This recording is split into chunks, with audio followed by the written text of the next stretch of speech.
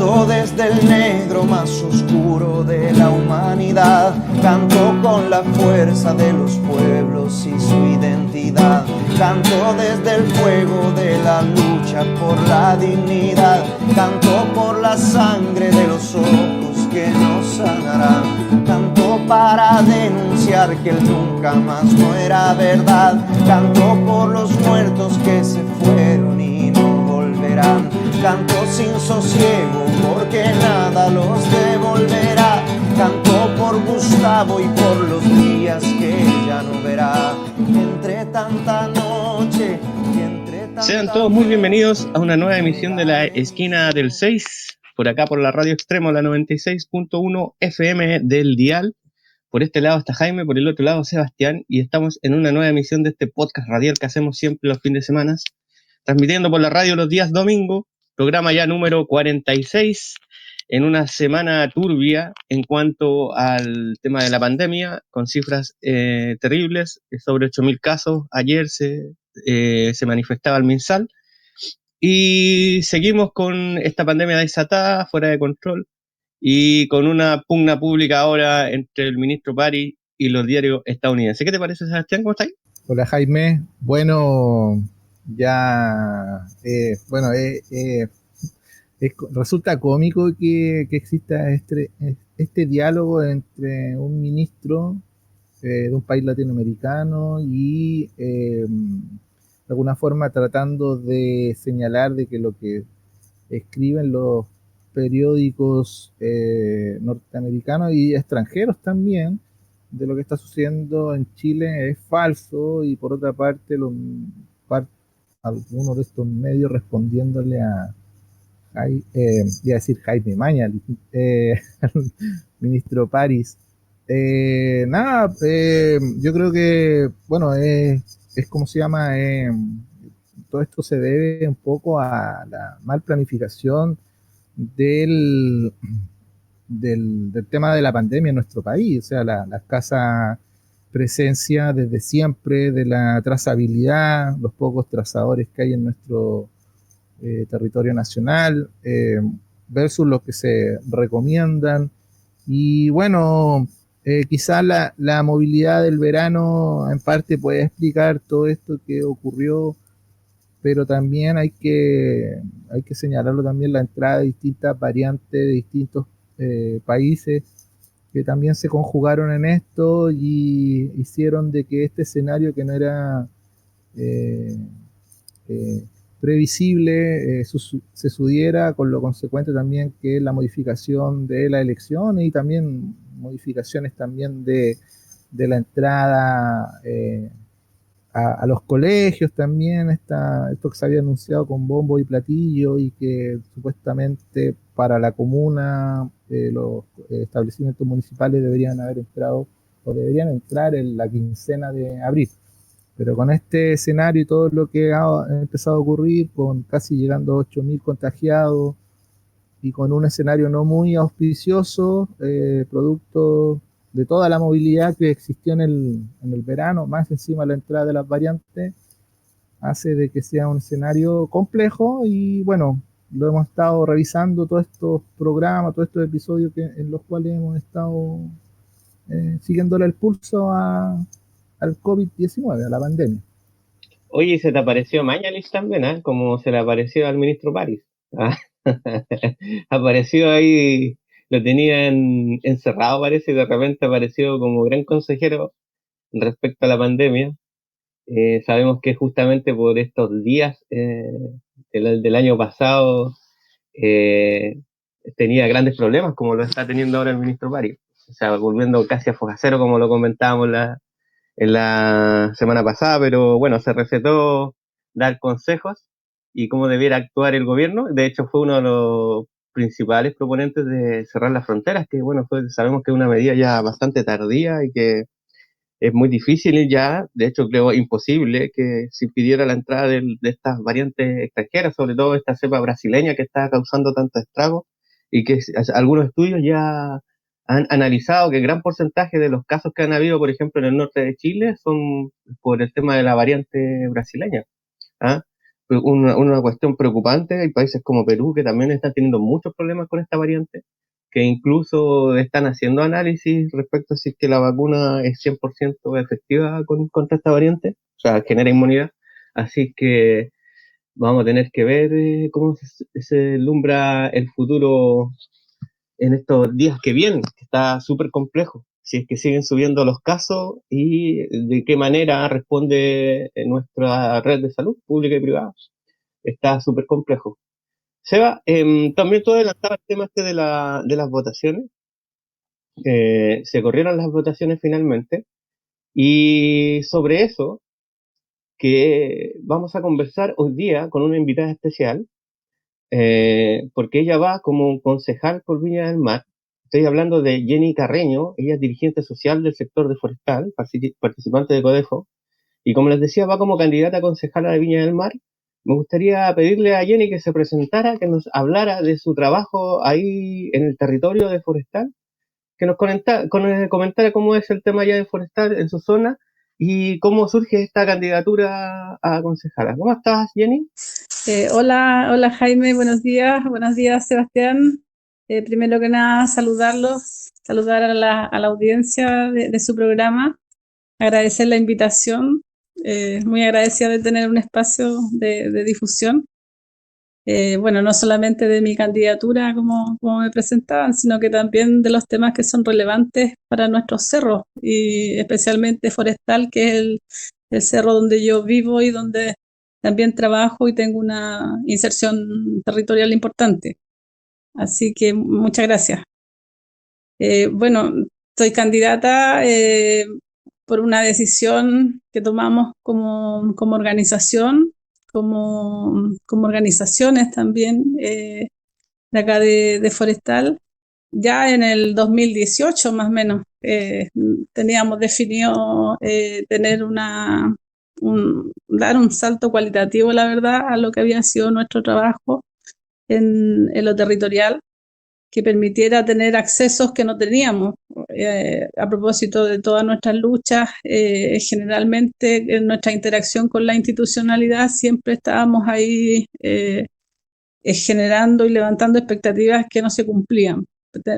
Tenemos una casta política que está en todos los ámbitos, digamos, en todos los niveles de toma de decisiones y de poder, que le da la espalda a la ciudadanía, que no se compromete con ninguna de nuestras necesidades y problemáticas, y que en todos los temas que nos cruzan a nosotros, acá Sebastián hablaba de nuestra lucha por el tema del transporte, en el temas medioambientales, en temas de seguridad pública, bueno, en general en los temas que son salud, que son decisivos para la calidad de vida de nuestra población, la clase política o la casta política, me habían dicho, que está enquistada en los puestos de poder, la verdad es que no lo asume como sus prioridades, pues todo lo contrario, pues ahí son lógicas que transitan por otra vereda, pues ¿no? En otra secuencia distinta a lo que son nuestros requerimientos, y más bien apuntan a seguir escalando, haciendo carreras políticas, tráfico de influencia, asegurándose, y lo que es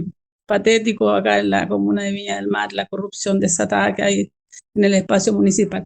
Entonces, bueno, nosotros quisimos estar en ese lugar de la forma que fuera accesible para nosotros. No pensamos nunca en una candidatura a la alcaldía, pero sí disputar un espacio que es súper importante en términos y que es bastante incidente, que es el tema de la concejalía, pero no como una apuesta personal, sino que más bien se generara en el marco de un proyecto político, proyecto colectivo, que tuviera asidero, pues no solamente acá en Forestal, sino que también pudiera dialogar con otras organizaciones u otras apuestas que se estuvieran generando a nivel territorial, comunal, en los distintos territorios, sectores de Viña del Mar, e incluso en una oportunidad conversamos de eso con el Sebastián hace unos años atrás. Así que bueno, esta es la génesis de esta candidatura. Igual es una candidatura independiente de partido, no independiente de posturas políticas. O sea, todo lo que he hablado ha sido de una identificación, digamos, con condiciones de existencia, con mirada de la vida. No tiene por dónde ser independiente desde el punto de vista político, sino que más bien desde lo partidario. Entonces es aperrada porque, o sea, vivimos todas las exclusiones y las discriminaciones que se dan en todo el sistema político respecto de apuestas concretas y políticas que van como a contrapelo o que van remando, digamos, para lados que no son los hegemónicos. Entonces, es aperrada por un lado, es como difícil, trabajosa, pero a su vez tiene harto de dulce, porque tú te notas que construyes con tu gente, pues, y construyes con tu pueblo y te encuentras en las necesidades y en los espacios que has compartido. Entonces, no se da como una cosa elitista que aparece desde afuera o que aparece solamente porque hay un contexto electoral, sino que es súper natural. Es natural, es espontáneo y bueno, y la gente que de alguna manera vive a esto y que constituye, entre comillas, el comando. O sea, en el fondo son vecinos comunes y corrientes como una, que, que tienen los mismos problemas y que los levanta y que tiene las aspiraciones y se suma y se va dando una cosa muy, muy bonita que es como una identificación de clase y de reconocimiento de disputas o de necesidades. Se da un proceso que bueno, que yo tengo toda la impresión de que puede ser cimiento si se articula bien de apuestas más estratégicas, de reconstrucción de movimientos que disputen desde autodefiniciones identitarias como condiciones más estructurales, que trascienda la coyuntura política electoral. Entonces, bueno, Jenny, esa es mi candidatura y de alguna manera es como la voz en el municipio, eso pretende ser, la voz en el municipio de las necesidades de nuestros pueblos. Jenny, tú, bueno, nos señalas el carácter que tiene tu candidatura, el sector que tú representas, las posibilidades de articulación, la independencia de los partidos políticos tradicionales, entiendo. Eh, de alguna forma, si uno lo analiza, vendría siendo una experiencia que se desmarca un poco de quizás los 30 años se ha sostenido esta falsa democracia en la cual hay partidos hegemónicos, coaliciones que han ido como interactuando en esta alternancia en el poder, con una concertación en algún momento con muchos, muchos años de permanencia en el poder, pero sí muy vinculada con el modelo económico, el modelo político que se instauró gracias a la Constitución, pero nombras de alguna forma las articulaciones de distintos sectores o lo que podría representar una alternativa. Y con respecto a esto, la ciudad de Viña del Mar quizás no se ha caracterizado por ser una de las comunas con una articulación popular desafiante y estratégica y táctica a la vez. Entonces, ¿qué ha ocurrido, Jenny, con respecto a esto mismo? ¿Qué nos ha pasado como comuna con respecto a esto de formar una alternativa popular y estratégica para llegar al municipio? Bueno, yo comparto bastante la visión que tú tienes. O sea, está esta aspiración que aún teniendo mucha historia de participación Viña del Mar, particularmente en los cerros de Viña del Mar, de mucha resistencia organizada en tiempos de dictadura y aún incluso en los tiempos en que supuestamente no había movilizaciones o grandes movilizaciones durante el tiempo de la concertación, pero sí había muchos movimientos subterráneos, o sea, mucha red social, mucho tejido que hacía presencia y hacía resistencia a situaciones de bueno, de desigualdad o de injusticia o de carencia que se dan en nuestros territorios, que se siguen dando hasta el día de hoy, porque se invisibilizaban por esta idea del Chile jaguar. Pero estaban esas redes. El tema es que cuando se han generado coyunturas o se han generado situaciones que han apuntado a articulaciones más estratégicas, bueno, hay todo un aparataje que está instalado también en nuestros territorios que hace que sea complejo, pues se complejice. O sea, hay harto clientelismo que está instalado, hay harto lógicas que no pasaron, o sea, los gobiernos de la concertación no pasaron en vano, también instalaron fórmulas de relacionarse con los movimientos sociales o con las organizaciones que neutralizan también bastante de lo que pudiera parecer como contrahegemónico, como resistencia cultural y política. Entonces se complejiza incluso el hecho de tomar una decisión como postular en los espacios institucionales, también no es una cosa que todos los movimientos, las organizaciones que aparecen como resistentes o contraculturales lo asuman como tan fácilmente o lo digieran o lo procesen de la misma manera. Entonces, igual hay como fragmentaciones o hay desarticulaciones que debieran irse limando. Y cuando yo digo que se suma harta gente a esta idea de reconocerse como desde una identidad y disputar no solamente el tema de un cupo o de una concejalía o de un cargo, sino que estáis disputando una mirada, estáis disputando una posición en la sociedad, estáis disputando una relación social. Ya aparecen otras aristas que sí te plantean en otro escenario de disputa, porque que trasciende lo electoral, no estáis disputando contra otra coalición, sino que estáis disputando un lugar en la sociedad o estáis disputando una condición de existencia que levanta tensiones, que levanta contradicciones, que están presentes y que no se hacen visibles cuando solamente te planteas desde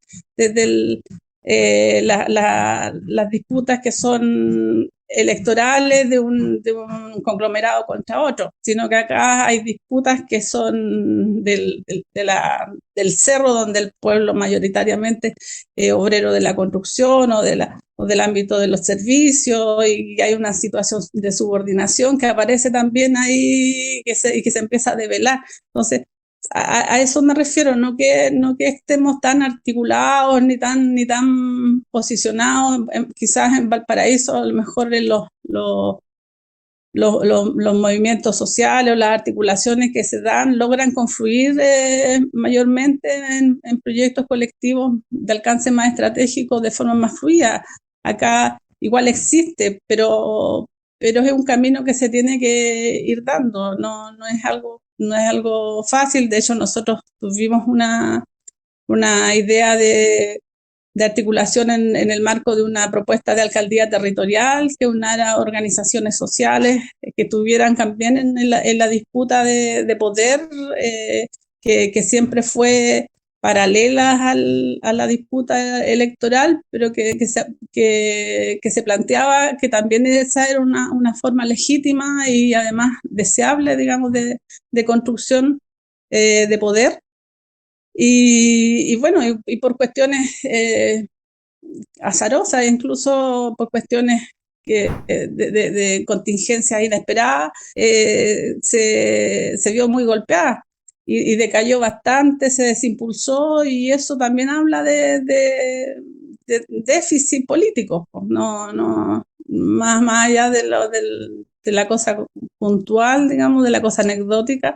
Igual ahí hay un proceso que no era tan fuerte como en un momento se creyó que podía ser, porque igual se debilitó bastante. Pero eso no quiere decir que esa experiencia no pueda ser resignificada, no pueda ser reflexionada y no pueda ser parte de un proceso que empezó de esa manera, pero que también se puede levantarse. Acá no hay nada lineal en la historia de los pueblos, mucho menos en la historia de las luchas populares. Entonces, creo que estamos en eso, con todas las contradicciones y todas las dificultades que hemos hablado, pero creo que el plantearse este proceso, más otros procesos que se tienen que estar dando en los distintos territorios, porque Forestal es un lugar nomás, digamos, es un escenario, pero hay otros escenarios y otras disputas que se están dando, no solamente en el plano de lo territorial, digamos, a nivel municipal, sino que también se están dando disputas de otros niveles. Se está disputando el tema de la Constitución. Ahí también hay, o sea, es una de las disputas madres que también tiene que articularse a esto. Está el tema de la gobernación regional, que igual es si bien no es lo que esperábamos en términos de atribuciones, pero aún así es un espacio interesante que va a ser, que también es codiciado como espacio de poder, y que se da una gran disputa en torno a eso. Entonces, si todas estas luchas que se están dando quizás de forma más paralela o con no la suficiente articulación, se logran configurar como una gran disputa en el marco de idearios para nuestra región, para nuestra Gran Valparaíso, para nuestra Viña del Mar, sería fabuloso. El tema es que igual ahí está cruzado con las lógicas de los partidos tradicionales, que no deja de estar, porque igual después del 18 de octubre se levantaron varias voces apuntando a modificar el estilo de la política, a modificar las prácticas, las malas prácticas, las prácticas de la política tradicional, y a efectivamente aparecer con nuevos proyectos, incluso con nuevos rostros, pero sigue aplastante esa forma de... O sea, es que el poder que es una droga, dicen por ahí. ¿Cómo? Es una droga, dicen por ahí, el poder. Sí, pues exactamente. Entonces es aplastante y sigue tan poderoso. O sea, no es que, bueno, todo esto del virus, todo esto que estamos hablando de la pandemia, todo esto también se confabuló, pues también apareció, también desvirtuó, también nos sacó del carril, y bueno, hubo bastante de harto a contrapelo, digamos, harto que nos jugó en contra. Oye, Jenny, de eso y de otras cosas vamos a seguir conversando, porque ahora nos toca irnos a una pausa musical. Recordarle a todos que están acá en sintonía de la Radio Extremo, la 96.1 FM del dial, y hoy, aparte de Sebastián, tenemos como invitado a nuestra amiga Jenny Carreño, ya dirigente social de Forestal, y nos ha estado contando acerca del proceso de su candidatura a concejal de Viña del Mar y todos los recovecos que hay que pasar para llegar a ser parte de una cuota de poder ahí en el municipio de Viña del Mar. Vamos a esa pausa musical y a la vuelta seguimos conversando.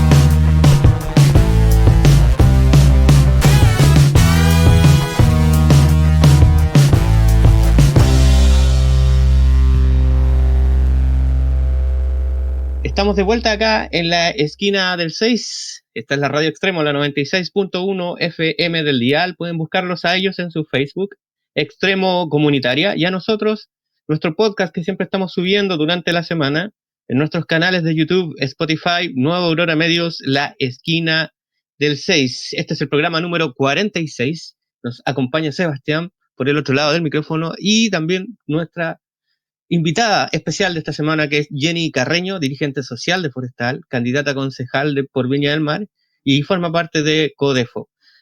Sebastián, tú tenías ahí algo que decir.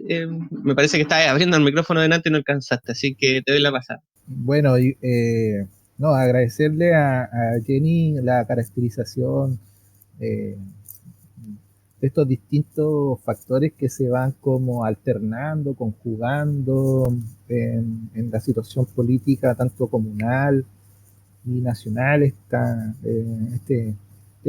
experiencia de alguna forma y este análisis que nos comparte, que nos sirve mucho para, ¿cómo se llama?, entender y comprender de alguna forma la realidad política y la realidad social que se está dando en distintos territorios. Quizá, claro, una de las cosas que Jenny nos comentaba, esta situación de cómo el sistema político de alguna forma vuelve de alguna forma a posicionarse y estar presente en un escenario de movilización social muy fuerte en nuestro país, pero que de alguna forma no permitió de alguna también esta situación de pandemia permitió un poco de que se fuera posicionando. Pero también hay que entender que los problemas que se están dando en nuestro país obedecen también a otros factores, como la falta de participación también en las elecciones, que se viene arrastrando hace un montón de tiempo. Entonces, de alguna forma, el sistema político también tiene, de alguna forma, una capacidad limitada también de acción, y de alguna forma eso lo saben y tratan de alguna forma de posicionarse, de articularse, buscando caras nuevas, pero bueno, será de alguna forma las relaciones sociales en acción, en pujanza, en interacción, lo que nos dará de alguna forma ciertas respuestas a lo que se nos viene. Pero bueno, eso cerrando un poco el primer punto, pero en realidad me gustaría como llevarla a otro tema, Jenny, que tiene que ver con la lucha y la defensa también que han tenido con respecto a un aspecto que es muy importante, que tiene que ver con el transporte público. Bueno, para todos los oyentes de la comuna de Viña del Mar, no debe ser extraño, sobre todo los que vivimos en las partes altas de la ciudad de Viña del Mar, los problemas que se dan o se ocasionan por el transporte público en esta ciudad y también en Valparaíso y en otros lados también, ¿ya?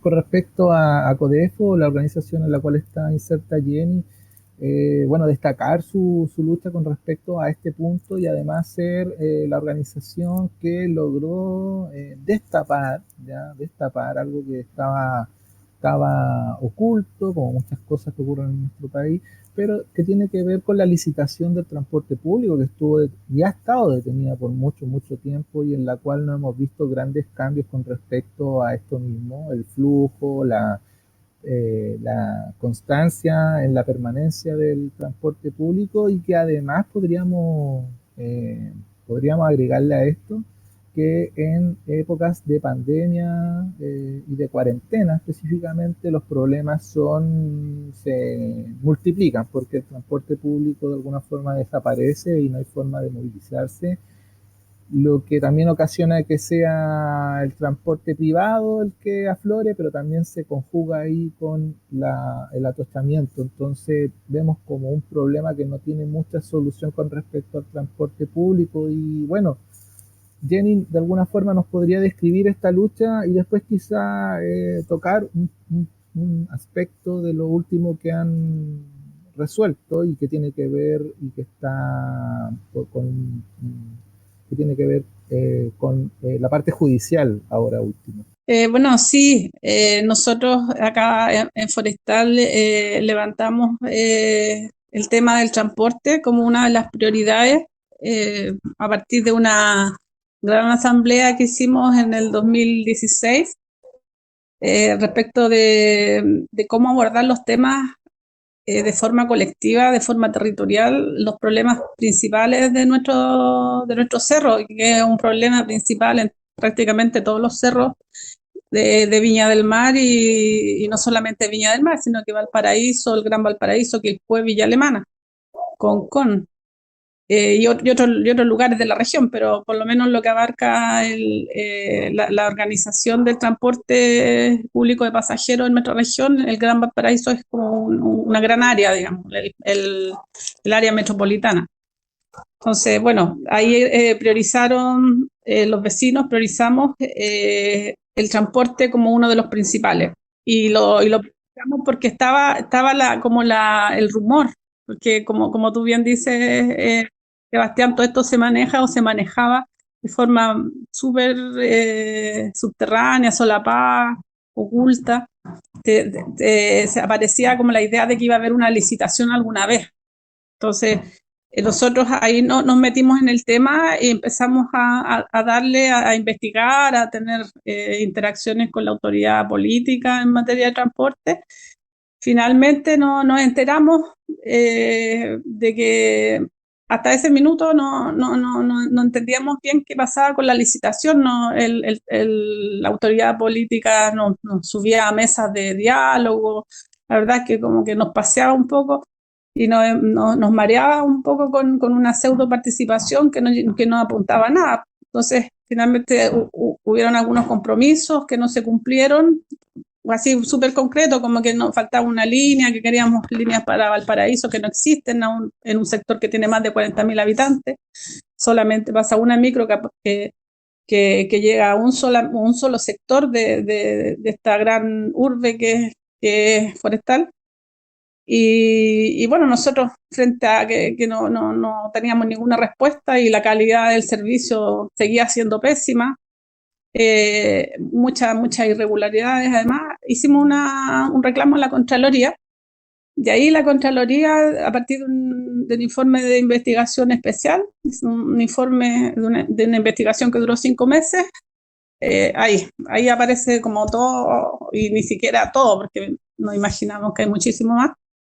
Las irregularidades lo observó, pero una serie de irregularidades desde que no habían contratos, desde que no habían seguros, no habían estas cláusulas de garantía, un montón de irregularidades que en la administración pública son gravísimas. Pero fuera de eso, lo más fundamental, lo más de fondo es que desde el 2006 no se había hecho licitación de vías en este Gran Valparaíso, digamos, en esta área. Las licitaciones tenían que hacerse de acuerdo a la ley cada 5 años y correspondía hacerla en el 2011, 2012 y no se había hecho desde ese tiempo. Nosotros pusimos el reclamo y salió la investigación, resultado de la investigación en el 2017. ¿Cómo se había mantenido este sistema o esta licitación, esta adjudicación por una serie de empresas, por 10 empresas en la región, a partir de una cláusula que tiene la ley, un subterfugio que permite hacer una prórroga que es de máximo 6 meses y que solamente puede utilizarse, así lo dice la norma, solamente puede utilizarse como una medida excepcional, totalmente excepcional, en la medida que entre una licitación y otra hayan cuestiones que quedaron pendientes. Por ejemplo, que no se presentaron oferentes, que las bases de licitación tuvieron que retocarse, etcétera. Cuestiones que si tú empiezas a trabajarlas desde antes que terminan los 5 años, no tendrías por qué tenerlas como problema, pero aún así la ley te plantea 6 meses de gracia, digamos, para poder. Ese uso había sido ilegal, había sido mañoso y se había utilizado hasta el año pasado se siguió utilizando, porque cuando la Contraloría ordenó a la Seremi hacer la licitación que no se había hecho en el 2017, ya habían habido 3 prórrogas y en enero del 2018 se cumplía la cuarta. Entonces la Contraloría le dijo que usara el tiempo razonable para que se hiciera la licitación que correspondía antes del enero del 2018, cosa que no se hizo, y se siguió usando el mismo subterfugio, la idea esta de que de las prórrogas eran legales, y la excusa que se daba es que nos estaban haciendo las investigaciones, los diagnósticos de oferta, de demanda para poder hacer una licitación, y también la idea de que podía hacerse un perímetro de exclusión, que no es una licitación, sino que es determinar un área, partir por áreas, el territorio, áreas, y a esas áreas adjudicarle normativas, condiciones de operación específicas. Y con eso seguir operando. Cambiar un poco las normas, pero sin hacer concursos públicos.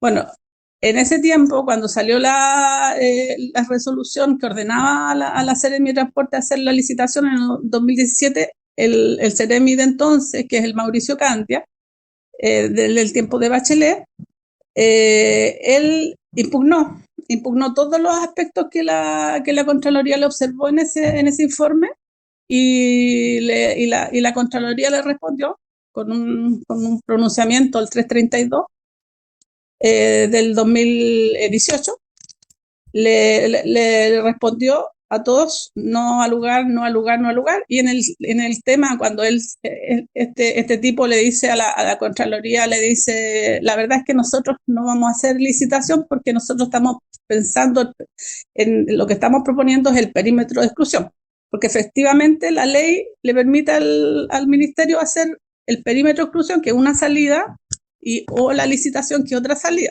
Entonces lo que le dice la Contraloría, le dice: no al lugar, porque usted puede hacer perímetro de exclusión, pero tiene que haber libre concurrencia, tiene que haber libre competencia. En este modelo la libre competencia es un bien superior. Tiene que haber transparencia pública, porque acá lo que estamos usando son plata de todo, entonces tiene que haber transparencia, tiene que haber disputa y usted tiene que asegurar que lo que se resuelva a partir de un concurso público sea lo mejor y lo más eficiente para la ciudadanía. Entonces le dice: no al lugar, el perímetro de exclusión, sin concurso público, sin transparencia. Principios fundamentales de la administración pública. Bueno, la cosa es que todo eso no pasó. Nosotros fuimos a la Fiscalía Nacional Económica argumentando conductas monopólicas, y la Fiscalía Nacional Económica nos dice: esto no es competencia nuestra. Nos dice: esto es competencia de la Contraloría. Se lo devuelve a la Contraloría. Y dice: para mayor abundamiento, estoy hablando literalmente, para mayor abundamiento, esto ya está resuelto, porque a partir de la investigación especial 570 del 2017, la Contraloría ya dice que el uso de la prórroga es ilegal. Entonces, esto ya está resuelto, lo que ustedes no están reclamando. Entonces, bueno, nosotros nuevamente seguimos reclamando, fuimos a la Cámara de Diputados, a la Comisión de Transporte, y la Comisión de Transporte, luego de escucharnos, pregunta a la ministra Hatt. En ese tiempo ya estaba la ministra Hatt, estaba este gobierno. Le dice: ¿qué pasa con lo que la Contraloría le está pidiendo con estas observaciones? Y la ministra Hatt responde todo menos el tema de la licitación. ¿Qué hace la Comisión de Transporte? Nada, no, simplemente no le respondió, y eso no causó revuelo, no causó una conmoción, no conmocionó a nadie. La presidenta de la Cámara de Diputados era en ese entonces Jenny Álvarez, del Partido Socialista, que ella no nos quería, de hecho nos negó la audiencia en la comisión. Tuvimos que insistir por otros lados, por otras vías, para poder tener una respuesta, que nos acogieran y no tienen una audiencia, y después cuando no hubo respuesta satisfactoria por parte del ministerio tampoco hizo nada. Entonces es bueno decirlo, porque esto también refuerza lo que nosotros estábamos hablando en la primera parte, que era cómo la clase política te da la espalda, y si estos temas salen a la luz y estos temas se disputan y logran cosas, simplemente porque la ciudadanía se moviliza, porque esta gente no anda en nuestras micros, esta gente no tiene idea de lo que vivimos nosotros, o sea, no manda a sus niños al colegio en transporte público de pasajeros, no tiene que bajar el cerro caminando cuando no tenéis transporte, no tenéis que subir el cerro en la noche, corriendo todos los riesgos cuando no hay transporte, cuando dejan de pasar las micros. O sea, no tienen adultos mayores, no tienen mujeres embarazadas, no tienen personas con escasa movilidad, o sea, que tienen que hacer uso del transporte obligadamente. O sea, en el fondo no tienen negada la ciudad a esta gente. Entonces, finalmente no les interesa nada lo que nos pasa a nosotros. Cuento corto, nosotros fuimos a la Corte de Apelaciones, reclamamos, pero antes de ir a la Corte de Apelaciones, el diputado Celis hizo una investigación. O sea, nosotros también, él llegó a una actividad nuestra y nosotros le hicimos el planteamiento que nosotros estábamos en esa disputa, y él hace ejercicio de su rol de fiscalizador y le pide un informe a la Seremi de Transporte, y el Seremi de Transporte de su misma coalición de gobierno le responde en 25 días habían 233 infracciones, pero de un calibre espantoso.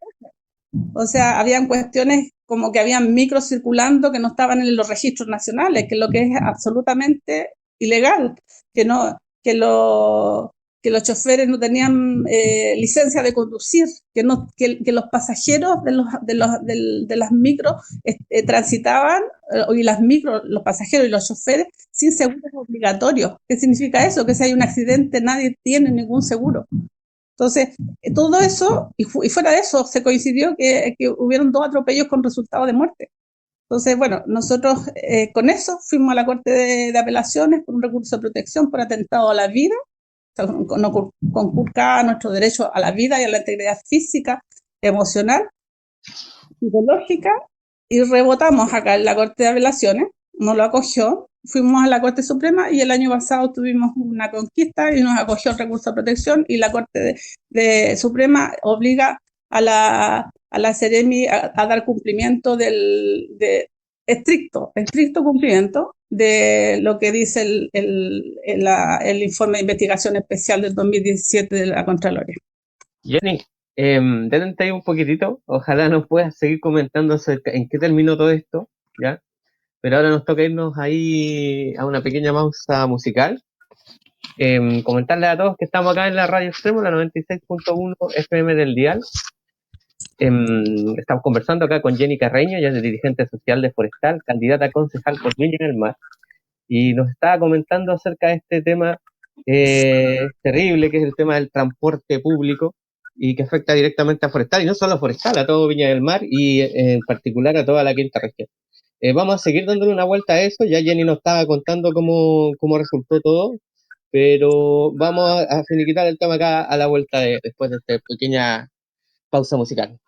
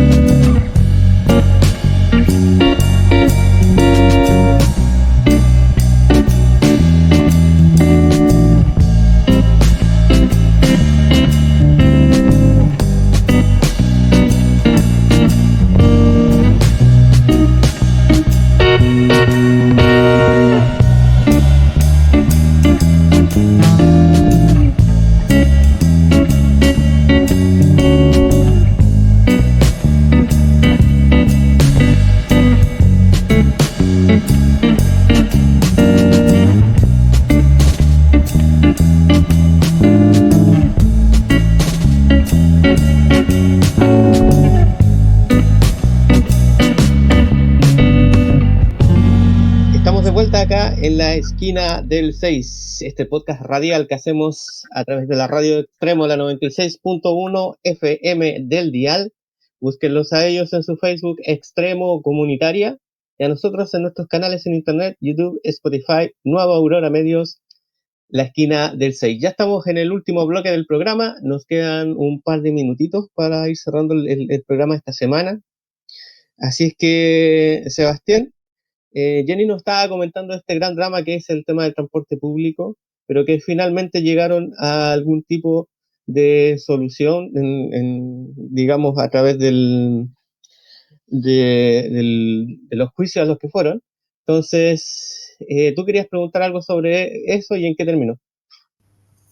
Sí, me gustaría si Jenny nos pudiera poner al día un poco con respecto al recurso de protección que presentaron y cuáles son las resoluciones y en qué pie estamos actualmente con respecto a este gran conflicto que se arrastra hace un montón de tiempo, que es el transporte público en el Gran Valparaíso. Bueno, me alargué un poco, parece, en la respuesta, pero es que es como para entenderlo, para poder digerirlo un poco, todos esos episodios, todos esos aspectos son fundamentales a mi juicio. Bueno, después de que la Corte Suprema acogió nuestro recurso de protección y hizo este fallo histórico contundente que porque no tenemos medios de comunicación afines no revuela tanto, pero es grande, yo creo, y además que hemos vivido todo lo que nos ha costado todo esto. Entonces, más lo vemos como gigantesco. Y además porque el tema del transporte igual es como, o sea, hay tanto poder y tanta plata involucrada que mira, imagínate, todos los poderes del Estado miran para el lado, entonces que la Corte Suprema bueno, primero salir de acá de la región para poder tener una respuesta más favorable, es indicativo. Bueno, la cosa es que pese a eso, aún no pasa nada y lo peor de todo es que este gobierno, esta administración, el Ministerio de Transporte, hizo lo que la Contraloría, perdón, le denegó en el 2018, cuando alegó que la licitación que estaba la opción del perímetro de exclusión. Le dijo que lo que tenía que hacer era licitación por las razones que señalé, vulneraba la transparencia y la libre concurrencia. Finalmente terminó haciendo eso, lo hizo el año pasado, cuando la Corte Suprema falló. Hubo ahí un desfaz en la notificación, porque baja la Corte de Apelaciones y después la Corte de Apelaciones es la que notifica y finalmente se lo mandó a otro correo electrónico que no correspondía. Bueno, y en ese desfaz acá el Ministerio de Transporte sanciona el tema con las empresas, sanciona el tema del perímetro de exclusión. O sea, en el fondo le da la salida alternativa a la licitación. ¿Qué significa esto? Que estuvo negociando meses con los empresarios del transporte normas, condiciones, acuerdos, compromisos que están ahí documentados y finalmente sancionan una forma de operar por un periodo de 5 años. O sea, en la práctica hizo otra prórroga. O sea, pasó exactamente lo mismo.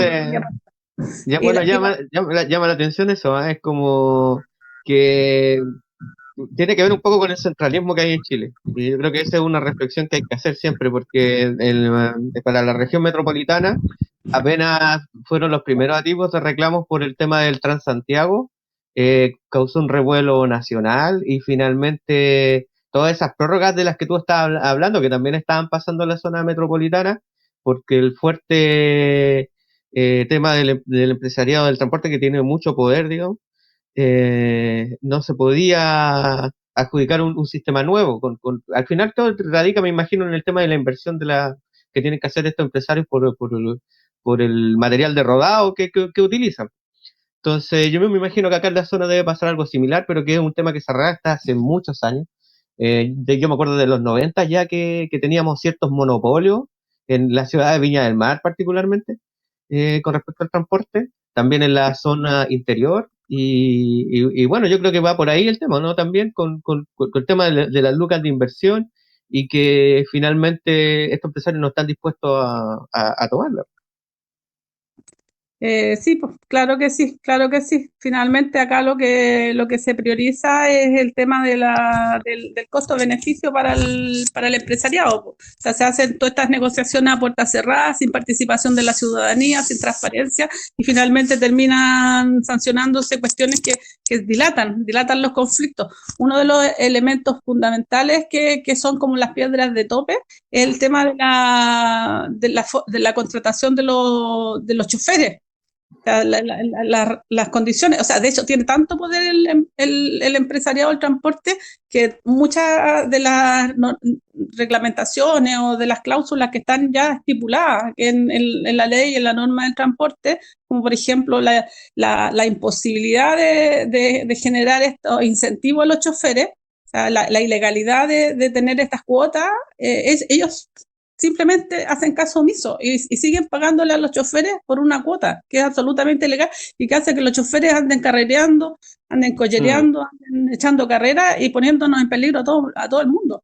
Bueno, Entonces, esa era una de las cosas que se quería terminar con el Transantiago, por ejemplo, cuando empezaron estos pagos automáticos a través de las tarjetas se y el terminó. pago, claro, pues el pago finalmente por hora como cualquier otro trabajador y no por la cantidad de pasajeros llevados, por el tiempo o la cantidad de veces que tú transportaste o moviste tu máquina en la zona que te toca trabajar, ¿cierto? Que al final por eso están los sapos y toda esta gente que les va dando como el tiempo a los choferes. Claro. Em, es todo un tema ese. Oye, Ahora, Jenny, bueno, Jenny, como para sacarte un poquito ya de este tema y cerrar el podcast, porque ya estamos se nos acabaron todos los minutos habidos por haber. Quería darte a ti el tiempo para que nos diera una macro mirada de lo que está pasando ahí en Forestal con el tema de la pandemia, cómo has visto tú lo que está pasando ahora actualmente en el país, y te pudieras despedir de nuestro oyente acá del podcast, pues ya nos quedan 2 minutitos. Si lo puedes así como sintetizar sería magnífico.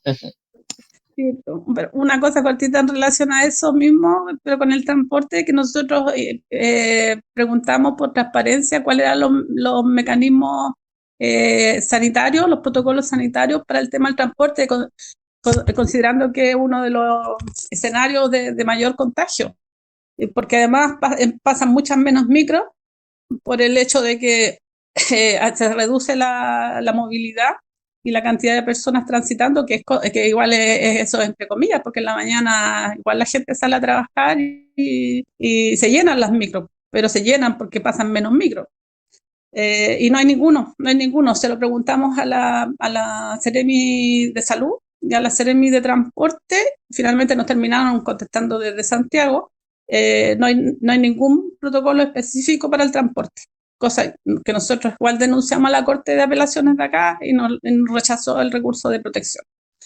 Así que para que también se considere que si estamos en estas condiciones es porque eso y otras múltiples aristas, el gobierno de turno está absolutamente al debe y finalmente lo que se ha priorizado es el tema, nuevamente, el tema económico, el tema de los beneficios que sigue ganando, aún en pandemia, el gran empresariado. O sea, que acá, o sea, a los empresarios se les sigue pagando la subvención, o sea, ellos siguen ganando plata, así, y ganan más plata porque ocupan menos micro, contratan menos choferes, finalmente tienen menos costos y siguen ganando. Se llenan las micros y viajamos como animales así todo achoclonado en pandemia, en cuarentena.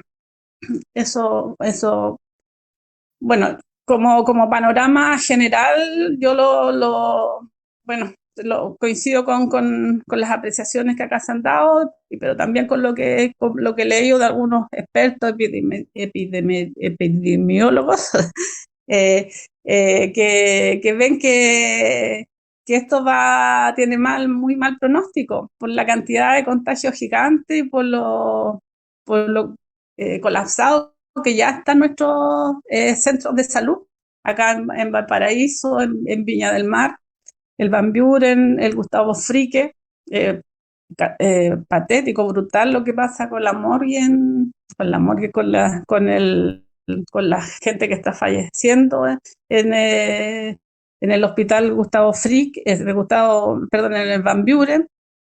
Es como la antesala a la tragedia más grande, porque en la medida que vaya llegando gente a requerir alguna atención de la UCI o de un nivel de complejidad mayor y que ya está saturado, eso va a significar que se va a empezar a seleccionar quién llega a usar esos ventiladores y quién no.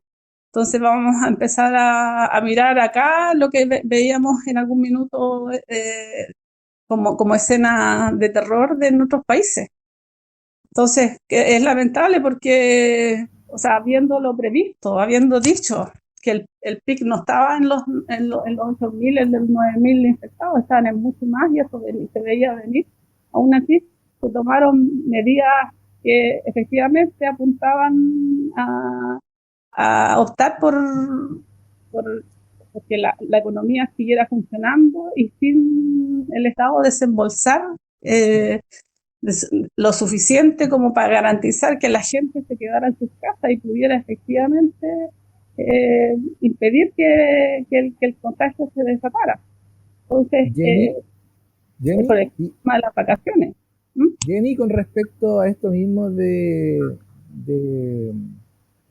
lo que tú estás señalando con respecto a las dificultades también de poder vivir una cuarentena en los sectores donde reside la gente forestal, ¿cómo lo ha vivido? Si pudiera ser, si nos pudiera explicar así bien resumidamente, antes de irnos, de eso, cómo lo está viviendo allá en el sector forestal. Mira, hasta ahora que está mucho más calmado, que se nota mucho menos movilidad, pero cuando ya estaban decretadas las medidas restrictivas, no había ni un respeto a la medida, pero no porque la gente fuera irrespetuosa, sino porque la vida, la necesidad de sobrevivencia te hace que tengas que movilizarte. Acá las ferias, los lugares donde ahí se conjuga toda una serie de estrategias de sobrevivencia, que están los cachureos, está la venta de ropa usada, están todas esas estrategias que te permiten vivir en el límite.